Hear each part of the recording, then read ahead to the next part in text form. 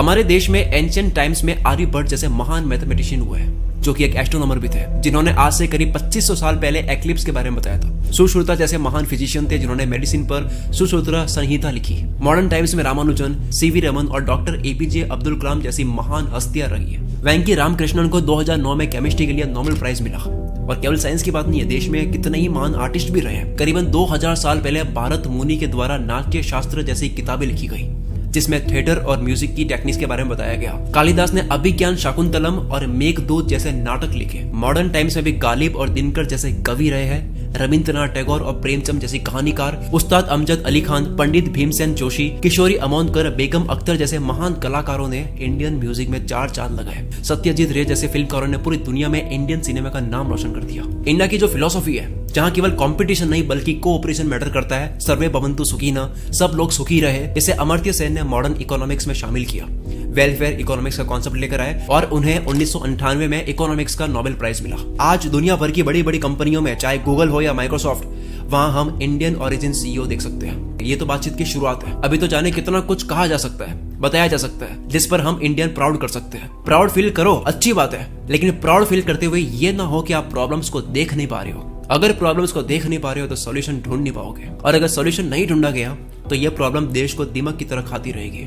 ऐसी ही एक प्रॉब्लम है इंडियन एजुकेशन में। चाहे कोई गांव में रहता हो या शहर में, चाहे कोई बूढ़ा हो या जवान, चाहे कोई किसी भी पॉलिटिकल आइडियोलॉजी को सब्सक्राइब करता हो, लेकिन ये बात तो ऑलमोस्ट हर कोई मानेगा कि इंडियन एजुकेशन में प्रॉब्लम तो है। इसीलिए खान सर ने बात कही है, जो एक डायलॉग की तरह हिट हो गई है, कि हमारे देश के एजुकेशन सिस्टम में ना तो एजुकेशन है ना ही सिस्टम है। देश में जो करीब 23% लोग इलिटरेट है, उनकी तो मैं बात ही नहीं कर रहा हूँ। अभी तो हम बात कर रहे हैं 77% लोगों की, जिन्हें लिटरेट कहा जाता है। नहीं रुकिए, प्राइमरी तक जो पढ़े हैं इनको भी हटाते हैं, 10th क्लास तक जो पढ़े हैं इनको भी छोड़िए। अब हम पहुंचते हैं उन 8.6 लोगों तक जो 12th पास कर चुके हैं, और 4.5% वो जो ग्रेजुएट्स है। आप इस वीडियो को देख रहे हो, शायद आप इसी कैटेगरी में आते हैं। इन लोगों के साथ में क्या प्रॉब्लम हुई?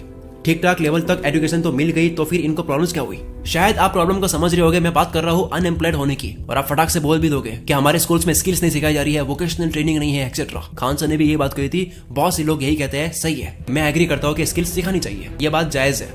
बट वेट, आज इस वीडियो में मैं इससे भी गहरी प्रॉब्लम के बारे में बात करने वाला हूँ। कहीं पर इसके बारे में बात नहीं होती है, इसलिए लगा कि मुझे इस पर बात करनी चाहिए। बात चल रही है एजुकेशन सिस्टम की, तो इस पर आप चाहो तो डिटेल में पूरे एजुकेशन सिस्टम के इतिहास, सिस्टम, कमियां, पॉलिसी, सबके बारे में जान सकते हैं। कुकू एफएम पर ऑडियो बुक है जिसका नाम है Indian education system beginning and development, जो कि हिंदी में। जैसे शुरुआत में हमने एंशिएंट टाइम की बात करी थी, तो इसके बारे में भी इस ऑडियो बुक में डिटेल में बता रखा है। और इसी तरह यहाँ 10,000 से भी ज्यादा ऑडियो बुक्स अवेलेबल है, काफी कैटेगरीज में, जैसे कि बिजनेस, रिलेशन, सेल्फ हेल्प और ओरिजिनल कैटेगरी भी है। मेंबरशिप लेते वक्त कूपन कोड अगर आप एंटर करते हो CM50, तो आपको 50% ऑफ मिलेगा फर्स्ट मंथ की सब्सक्रिप्शन में, यानी कि 49 रुपीज में 10,000 ऑडियो बुक्स का एक्सेस। आप स्क्रीन पर QR को स्कैन करके भी इंस्टॉल कर सकते हो, बाकी लिंक आपको डिस्क्रिप्शन में मिल जाएगा। आज वीडियो की तरफ अब जानते हैं कि क्या प्रॉब्लम है एजुकेशन सिस्टम में। तैयार है सारे लोग सुनने को, आईना देखने को? प्रॉब्लम यह है कि एक डॉक्टर कलाम पर हम इतना गर्व करते हैं, तो फिर देश में हजारों डॉक्टर कलाम क्यों नहीं है? मैकडॉनल्ड्स में बर्गर ठूस रहे 2 कॉलेज के लड़के साइंस के बारे में बात क्यों नहीं कर रहे हैं? आम लोगों में ग्रेटनेस की कमी है, ये तो एक बात है, लेकिन इससे बड़ी बात यह है कि उनमें ग्रेटनेस का ख्वाब तक नहीं आता है। नोबेल प्राइज उनके लिए क्या है? बस 2 मार्क्स का question. Nobel prize, Bookers prize, मैक्स ऐसे अवार्ड, ऑस्कर, पुलित्जर, ये सब उनके लिए क्या है? 2 मार्क्स के कुछ और क्वेश्चंस। रट्टा मारो कि इस साल का नोबेल प्राइज किसे मिला, एग्जाम में लिख दो, 2 मार्क्स पाओ, 2 मार्क्स में पूरी जिंदगी लुटा दो। और ये तो कभी सोचा ही नहीं कि हम भी तो अवार्ड जीत सकते हैं। उतनी डीप नॉलेज नहीं है, कॉन्फिडेंस नहीं है। और ये तो बात की बात है, इन लोगों के तो दिमाग में ही नहीं आया अवार्ड जीतने का। अवार्ड अपने आप में इंपॉर्टेंट नहीं है, लेकिन जिस बात के लिए अवार्ड मिल रहा है, science, maths, economics, literature, journalism, cinema, ऐसे किसी फील्ड में जो उनकी कॉन्ट्रीब्यूशन है, वो है ग्रेटनेस। ये सब अवार्ड केवल उन ग्रेटनेस का रिकॉग्निशन है। बताओ, दिमाग में कभी आया कि मैं भी साइंटिफिक इन्वेंशन करूं, कैंसर का इलाज ढूंढकर बताऊं दुनिया को? किसान जो फसल उगाते हैं, कुछ एग्रीकल्चरल रिसर्च पर उनकी क्रॉप यील्ड को बढ़ाने का तरीका बताओ। कल्पना चावला की तरह अंतरिक्ष में उड़ जाओ। आर्यभट्ट पर गर्व करते हैं ना, तो कभी उनकी तरह कोई डिस्कवरी करने का दिमाग में आया? सोचो, रविंद्रनाथ टैगोर ने 14 नॉवल लिखे, 100 से ज्यादा कहानियां, सैकड़ों कविताएं और 2200 से ज्यादा गाने, जो आज तक भी गाए जा रहे हैं, सुने जा रहे हैं। एग्जाम में पूछा गया कि चौखेर बाली किसने लिखा? आपने आंसर लिख दिया टैगोर, 2 मार्क्स के लिए, बात खत्म। कभी दिमाग लगाया ही नहीं कि मैं भी ऐसी नॉवल लिखूं। कैसे आएगा दिमाग में? हिंदी सब्जेक्ट तो बहुत बोरिंग लगती है, हिस्ट्री पढ़कर तो नींद आती है, मैथ से हमें डर लगता है, फिजिक्स मैथमेटिक्स आपके सर के ऊपर से जाती है। जियोग्राफी पढ़ने का पॉइंट ही है, आपको समझ ही नहीं आता। बायोलॉजी, इस सब्जेक्ट का तो नाम ही मत लो। पॉलिटिकल साइंस का आपको लगता है कि ये लाइफ में कहाँ काम आएगी। कुल मिलाकर पढ़ाई ही आपको बकवास लगती है। आप टी शर्ट पर पहन के घूमते हैं I was born intelligent but education ruined me. जो पढ़ाई में अच्छे होते हैं उनको आप गिस्सू कहकर अपने ईगो पर झंडू बाम मलते हैं, और बैक बेंचर होना आपको कूल लगता है। और आपके फेवरेट फिल्म स्टार इंटरव्यू में हंस हंस कर बताते हैं कि मैं तो फेल हो गया था। माँ बाप या टीचर भी ये नहीं कहते कि पढ़ाई बोरिंग नहीं है, वो भी ये बोलते हुए मोटिवेट करते हैं कि बेटा अब जैसे भी है पढ़ाई तू पढ़ लेगा तो नौकरी लग जाएगी, वरना जिंदगी भर धक्के खाएगा। जी हाँ, नौकरी। बस यही पर्पस है एजुकेशन का आज के समय में। वे जो भी बातें होती है, लोगों का दिमाग खोलना, क्रिटिकल थिंकिंग डेवलप करना, एक वर्ल्ड व्यू बनाना, ग्रेटनेस के लिए मोटिवेट करना, ये सब बातें किताबी लगती है। प्रैक्टिकल क्या है? प्रैक्टिकल है रट्टा मारो, स्कूल के एग्जाम में मार्क्स लाओ, थोड़ा और रट्टा मारो, फिर नौकरी के एग्जाम में मार्क्स लाओ, फिर नौकरी लग गई तो सेटल हो जाओ। अब शादी करो, बच्चे करो, फिर यही पूरी प्रोसेस उनके ऊपर लगा दो। अब कई लोग कहते हैं कि हाँ, क्या केवल जॉब का सोचना, एंटरप्रेन्योर बनते हैं ना,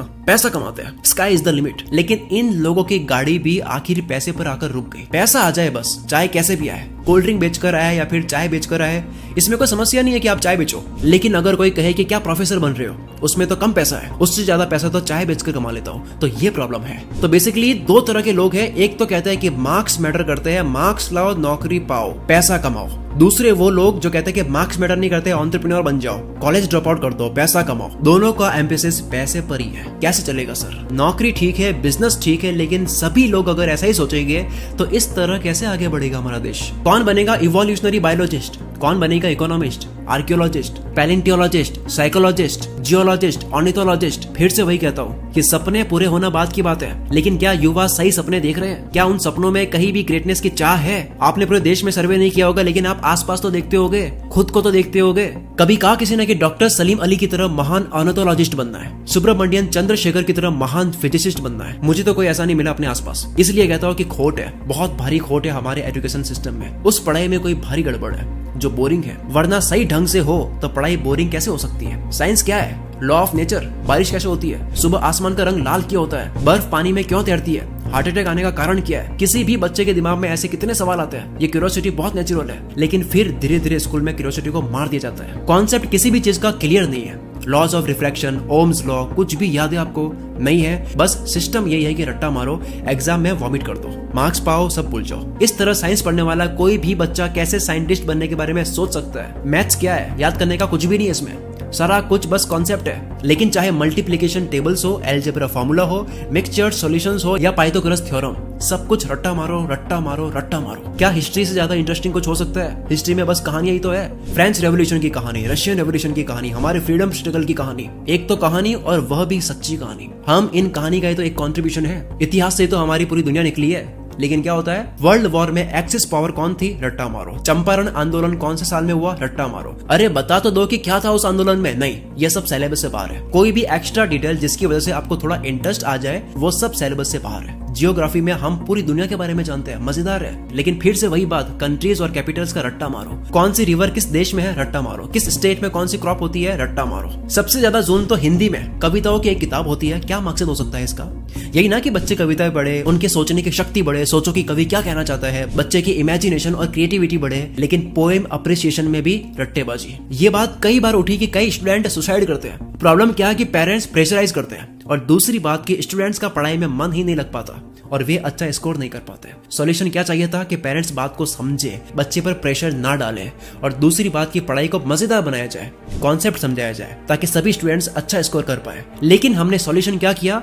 सिलेबस कम कर दो, असाइनमेंट के नंबर लगा दो, मल्टीपल चॉइस क्वेश्चंस डाल दो, प्रैक्टिकल के नंबर चढ़ा दो। यानी जो पहले मीडियोक्रिटी थी उसको और ज्यादा बढ़ा दो, उसको और ज्यादा बढ़ा दिया। जो करना था वो किया नहीं। पेरेंट्स का प्रेशर अब भी बना रहता है और पढ़ाई अब भी बोरिंग है। यह बोरिंग पढ़ाई, यह रट्टे मारने वाली पढ़ाई, कॉन्सेप्ट क्लियर ना करने वाली पढ़ाई, ऐसी पढ़ाई आपको ग्रेटनेस की तरफ बढ़ने के लिए इंस्पायर नहीं कर सकती। इसमें बदलाव की जरूरत है। जो टीचर्स है उनकी क्लास में कहीं 40 बच्चे हैं तो कुछ सरकारी स्कूल में तो 70 बच्चे भी। इतने बच्चे के साथ में टीचर्स कैसे पढ़ाएं? क्या ज्यादा टीचर्स रिक्रूट नहीं किए जाने चाहिए? दूसरी बात कि कई स्कूलों में टीचरों को बहुत ही कम सैलरी मिलती है, जो कि उनके मोटिवेशन को इम्पैक्ट करता है। फिर हम बात करें टीचर्स के रिक्रूटमेंट एग्जाम की, तो कई जगह केवल रिटन टेस्ट होते हैं जिसमें टीचर की नॉलेज चेक करते हैं। ये भी तो देखना चाहिए कि क्या टीचर में अच्छे से पढ़ाने की काबिलियत है। और टीचर्स का रिक्रूटमेंट एग्जाम भी अलग ही लेवल का हो। नॉलेज, पर्सनैलिटी, कम्युनिकेशन ये सब टेस्ट किया जाए। तो कुल मिलाकर हमें कहीं ज्यादा टीचर्स रिक्रूट करने चाहिए, टीचर्स की सैलरी को अच्छा खासा बढ़ा देना चाहिए ताकि बहुत होशियार लोग भी इस प्रोफेशन की तरफ आए, और टीचर्स का रिक्रूटमेंट एग्जाम अलग ही लेवल का हो, नॉलेज, पर्सनैलिटी, कम्युनिकेशन ये सब टेस्ट किया जाए और इस कम्युनिकेशन का फिर क्लासरूम में इस्तेमाल किया जाए। क्लासेस ज्यादा इंटरेक्टिव होगी, बजाय कि बस टीचर बुक रीडिंग कर रही है, ब्लैक बोर्ड पर सब लिखे जा रही है। पढ़ाई ऐसी होनी चाहिए जो एक इम्पोजिशन ना हो बल्कि एक ट्रेजर हंट जैसी हो। टीचर आइडिया देती रहे और स्टूडेंट खुद से उस रिजल्ट, उस कंक्लूजन पर पहुंचे। स्टूडेंट किसी टॉपिक पर क्लास में प्रेजेंटेशन दे, पूरी क्लास के आगे उस टॉपिक को समझाए, पढ़ाई को हमारी जिंदगी से कनेक्ट करके दिखाया जाए। इन सब पर बातें तो होती है लेकिन जमीनी स्तर पर कोई खास बदलाव नहीं दिखता। जब स्कूलों में बदलाव होगा तो देश में भी बदलाव देखने को मिलेगा। अगर कोई टीचर इस वीडियो को देखे तो प्लीज एंश्योर कीजिए कि आपकी क्लास बच्चों के लिए सजा तो नहीं, क्या उन्हें मजा आ रहा है। अगर कोई स्टूडेंट इस वीडियो को देख रहा है तो देखो कि अपनी तरफ से आप क्या कर सकते हो। असाइनमेंट नकल मार्क ना बनाए, क्लास में जाने से पहले ही उस टॉपिक को स्टडी करो। यूट्यूब पर इन चैप्टर से रिलेटेड वीडियोस है, उनको देखो, गूगल करो, वहां से पढ़ो, फिर किताब का चैप्टर पढ़ो और इसके बाद आती है क्लासरूम में पढ़ाई। ये करके आप देखोगे कि समझना काफी आसान हो रहा है। हर एक सब्जेक्ट को अच्छे से पढ़ो, रट्टा ना मारो, रट्टा मारे बिना भी अच्छे मार्क्स आ सकते हैं और आप देखोगे कि जैसे जैसे आपके लिए पढ़ाई इंटरेस्टिंग होती जा रही है आपके मन में निराले सपने आ रहे हैं और वो ग्रेटनेस के सपने देखो। और यही सेम बात मैंने पढ़ाई वाली वीडियो में भी करी है जो आपके स्क्रीन पर दिख रही है। अगर आपको ये वीडियो इतनी पसंद आई है कि आप मुझे अब तक सुन रहे हो, इसका मतलब ये है कि आपको अभी जो स्क्रीन पर दिख रही है जो पढ़ाई के ऊपर वीडियो है 22 मिनट की, ये भी आपको बहुत पसंद आएगी, जिसका नाम है 15 घंटे पढ़ने की कला बिना थके। ये है पढ़ाई का संपूर्ण ज्ञान। नेक्स्ट वॉच आप ये वीडियो कर सकते हो। मिलते हैं अगली वीडियो में। Wish you all the very best. Kuku FM का लिंक आपको डिस्क्रिप्शन में मिल जाएगा। मैं शकील कुल मित्र से आपके सपनों को सपोर्ट करता हूँ।